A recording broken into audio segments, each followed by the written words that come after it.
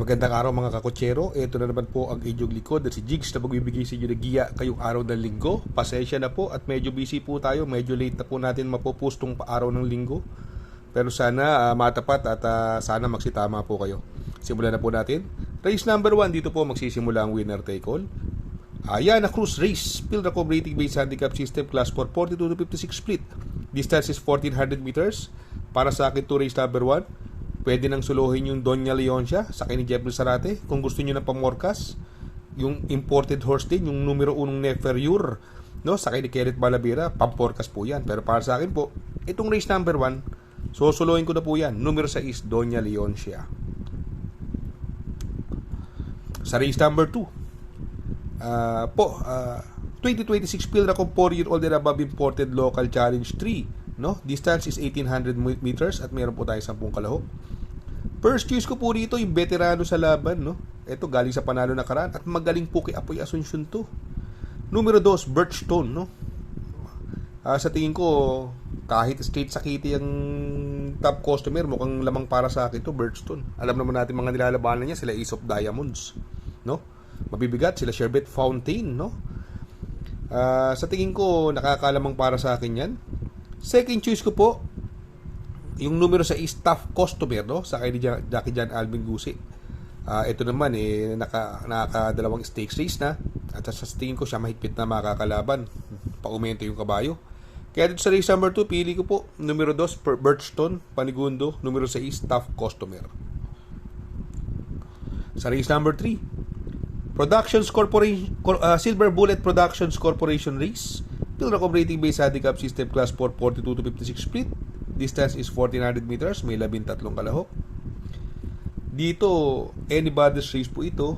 Maraming mabilis, no? Andiyan si Sante, si Sante, si Guerrero Warriors, si Shade Green, More Than a Mule, Sir William, puro mabibilis. Ako, para sa akin po, personal choice. Ito, nakikita ko ilang beses magaganda tinatakbo na ito. Kila Marvelous Maxine, ang galing din ito. Numero 2, Swift Andre, sa kay ni Jeffrey Bakikay. Dihado po ako kagad dito. Long shot po, pili ko dyan. Pampermera, Swift Andre. Panigundo ko naman po, numero 5, Wolf 359. Ito po, aumentong kabayo sa kay ni Jomel Storcase, ang dramating kabayo. Hindi rin niya na malalyamado. Medyo dihado rin sa Kitty. Kung magsasama po ako ng isa pang pandihado na kursunado ko yung numero G's, no? Ito, laging nalalaban sa stakes race ito eh. Numero G, si Saint, no? Si Sant. Yan ang tingin ko magandang dihado rin, no? Kaya para sa akin, to race number 3, tatlong pili ko po, puro dihado. Numero 2, Swift Andre. Panigundo, numero 5, Wolf 359. Another dihado, numero G, si Sant. Sa race number 4, MMTCI NPJAI Special Stakes Race Group 2 4-year-old imported horses, 1600 meters, meron po tayo 8 kalahok. Another anybody's race. First choice ko po, numero 1, Mutya ng Pasay, no? Pwedeng siya na magdala ng unahan dito or sundan niya si Nana na Bubu. Pero ito, masyadong mabuti ito si Mutya ng Pasay, no? Ang tingin ko pwedeng tumalo po rito. Dihado pa rin ako rito. Numero 6, si Princess Claudia. Ito tingin ko mukhang inayaw lang ng karera to, pero mabuting kabayo eh. Si Princess Claudia sa kay ni Pabs Cabalejo from JR Sargent de Ocampo. Para sa akin magandang pandihado po yan. At another dihado uli ang pipiliin ko. Yung numero 5, high maintenance, sa pandihado ko po yan. Isasama ko pa rin pandihado. Kaya sa race number 4, pili ko po numero 1, Mutya ng Pasay, Panigundo. Numero 6, Princess Claudia, coupled with Grand Jeff. Pandihado, numero 5, high maintenance. Sa race number 5, Pilracom Cup race, no? Pilracom rating based handicap system class 3, 57 to 70. Another 1600 meters, no? 1 mile ang takbuhan. First choice ko po, yung pa-aumento rin, nakakadalawang sunod na stakes race na. Numero 11, Ready to Risk It All, sa kay ni Jan Alvin Cuse, no? May best time na 1:39, no, sa kanyang milya. Pero hindi ko po siya susuluhin, no? Ito po, aumento rin eh. Kursunada ko lang po. Para sa akin lang po, siyempre, puro matatagal nagbakasyon at may mga pa-aumento rin ng mga nagagalingan. Yung numero 2, Usir, no? Sa kani Uno Hernandez, ito, talking horse sa kanya. At sa tingin ko, isang dramating kabayo, malaki tsamba. Magkasawa ko, another dehado rin po. Ilang beses ko na rin napanood to. Nahuli sa larga, nasabay, ang galing ngayon na tinatakbo. Numero 6, Frugality, sa akin ni Christian Pilapil. Kaya dito sa race number 5, pili ko po. Numero 11, Ready to Risk It All, Panigundo. Numero 2, Usir. Another pandehado, numero 6, Frugality. Sa race number 6, NPJAI Special Stakes Race, 3-year-old imported horses. Dito, may distance po rito, 1,400 meters at meron po tayong 6 na kalahok. Ito sa super impressive ng tinakbo nito nakaraan, no? Nag-barrier siya, 1.12. Nanalo siya ng kanyang maiden. Impresibo. Ang laking kabayo eh. Para sa akin, sosunuin ko na po yan. Numero 2, Dame of Pania.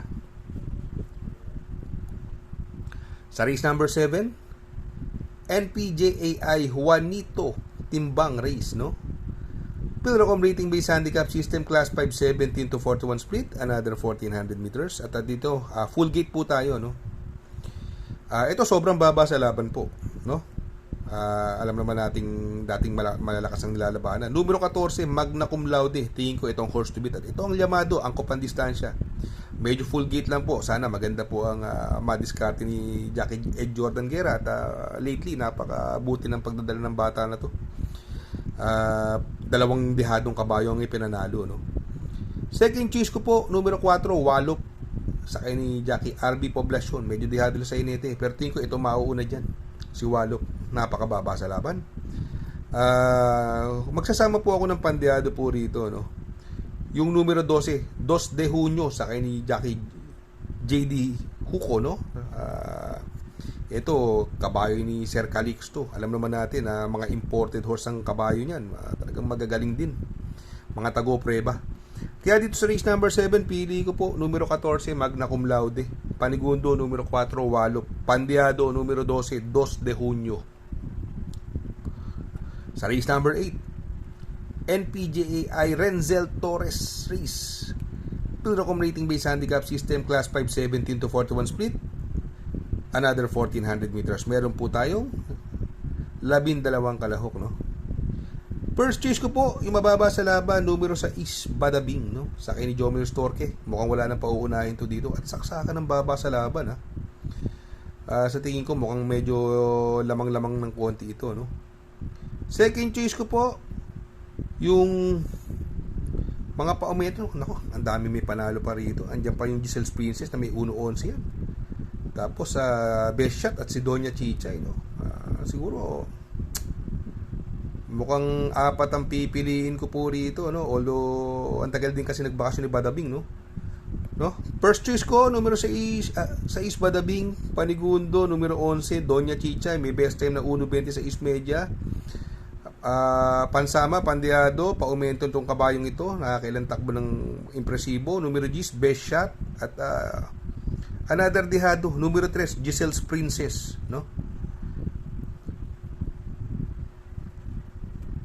Sa race number 9, no? NPJAI Melvin Raimundo Race, no? Pilrocom rating based handicap system, class 4, 42 to 56 split, another 1,400 meter distance. Meron po tayong 12 kalahok, no? Another anybody's race, no? Ang dami may panalo rito. Pero para sa akin po, first choice ko po rito, yung numero 3, Queen Marchesa, no? Sa akin ni Jackie O'Neil Cortez, may best time na 1.25. Isang mabilis na kabayo, no? Second choice ko po, yung another imported, numero 11, Feel the Burn, sa akin ni Apoy Asuncion, no? Isang dramating kabayo. Pero magsasama po ako ng pandehado rito. Ito, biyahe ng karera to, eh. Yung numero 8, Cluster, sa akin ni RC Baldonido. Kaya dito po sa race number 9, pili ko po dyan. Doon ako sa numero 3, Queen Marchesa. Panigundo, numero 11, Feel the Burn. Pandehado, numero 8, Cluster. Sa race number 10, NPJAI Sierra Marie Abalos Foundation Race, no? Pilrocom rating based handicap system, class 4, 42 to 56 split, another 1,400 meter distance. Dito po may 11 kalahok po tayo rito. At sa tingin ko. So, soloin ko na po to. Numero 2, Exalted coupled with River Rose, no? Ito si River Rose ang lamang po dyan. Ay, alam naman natin nilalabanan niya kung sino. Ang lalakas, River Rose. Sila Nananabubu. Sila Baobab, no? Kaya para sa akin, to race number 10, solo ko na po yan. Numero 2, Exalted coupled with River Rose. Sa race number 11, no? NPJAI FR Sevilla Industrial and Development Corporation race. Pilracom rating based handicap system class 517 to 41 split. Another 1400 meter distance. Meron po tayong 10 kalahok. Another anybody's race po ito. Pero para sa akin po, first choice ko po, numero 8, Humble Strike. Ito ang baba sa laban, Humble Strike. Sa ni JD Pabilik, no? Yan pong napipili ko dyan, no? Second choice ko, another mababa sa laban, numero G, Yaba Dabadur. Sa binigay na kay Jackie Arce Baldonido. Siguro kung magsasama po ako ng pandiado, ito, mukhang ito mauuna rito. Numero 3, Point of Pride. Sa ni Jackie JL Lazaro. Kaya pili ko sa race number 11. Numero 8, Humble Strike, Panigundo. Numero G, Yaba Dabadur, Pandiado. Numero 3, Point of Pride. Sa race number 12, no, sa last and final race, no, NPJA ay Patrick Uy race, Pilracom rating based handicap system class for 42 to 56 split. Another 1400 meter distance. Meron po tayong 12 kalahok, no. Naku, parang lamang na lamang sa akin ito, no. Numero 1, Mangantana, isang imported horse ni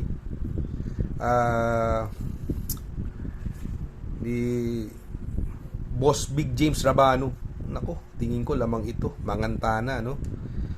Siguro kung magpo-protection na lang po dahil parating no, yung mauuna, baka makasolo ere. Numero 7, si Spolarium sa ni Bumbum Villegas. Kaya dito sa race number 12, pili ko po numero 1, Mangantana. Panigundo, numero 7, Spolarium. Shout out nga pala kay Sir Pax ng Barkadahan OTV. Located po siya sa 1139 New Antipolo Street, Corner Vargas. Malapit lang po sa Abad Santos, yung bagong ginawang tulay. Very convenient and attentive po ang mga tao. Pwede po kayong mag-EB at party while betting on racing. Good luck mga kakutsero. Sana po matapat ang ating giya at yung mga nakasunod. Sana po ay magsitama po kayo. Ako yung makikiusap lamang at makikisuyo sa inyo na please like, share, subscribe, and hit the notification bell para update kayo sa aking mga giya. Good luck po and happy racing.